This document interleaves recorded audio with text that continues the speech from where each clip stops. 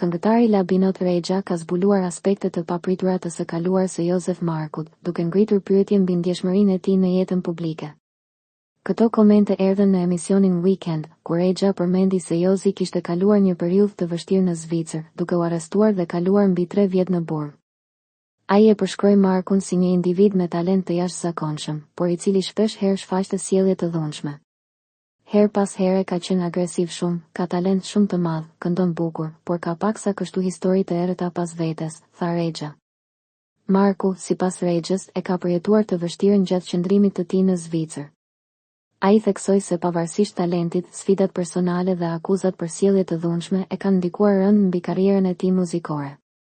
Regja, si një koleg dhe shok i Markut, ndjeu nevojën për të shprehur shqetësimin e tij për situatën e Gjesit, një tjetër artist që u godit nga përdorimi i dhunës në emisionin nga Marku.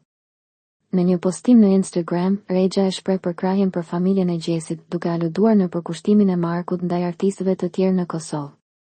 Ai shkroi: "Më vjen shumë keq për familjen e Gjesit, Josef Marku haram të qoftë buka ima dhe e gjithë shqiptarëve të Kosovës që të kanë mbajt me bukë banin derisa ishe në Zvicër, humb karrierën sadopak që e krijove."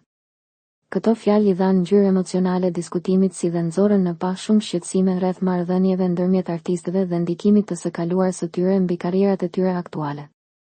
Një vendim për të sjellë ndryshe për artistët, duke u përqendruar më shumë në muzikë dhe më pak në polemika, është një faktor i domosdoshëm për zhvillimin e skenës muzikore në Kosovë. Regja, përmes komenteve të tij, sugjeron se ndihma dhe mbështetja për ata që kalojnë periudha të vështira mund të ndihmojnë në ndihmën e artistëve që të rifitojnë besimin e tij dhe tjes. Diskutimet mbi jetën e Markut dhe pasojat e zgjedhjeve të tij personale janë gjithashtu një reflektim i realitetit të ashpër me të cilin përballen shumë inovatorë në skenën muzikore. Historia e tij është një kujtesë se si vendimet e marra në të kaluarën mund të plasin në jetët e të tjerëve. Tani më shumë se kurrë, është e rëndësishme që artistët e rinj të jenë të vetëdijshëm për pasojat e veprimeve të tyre.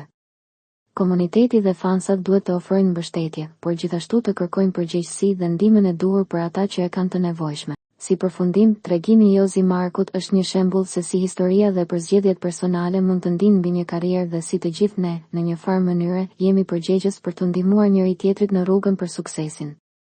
Pikërisht këto sfida, pavarësisht sa të vështira janë, mund të shërbejnë si katalizator për ndryshime pozitive dhe rritje personale.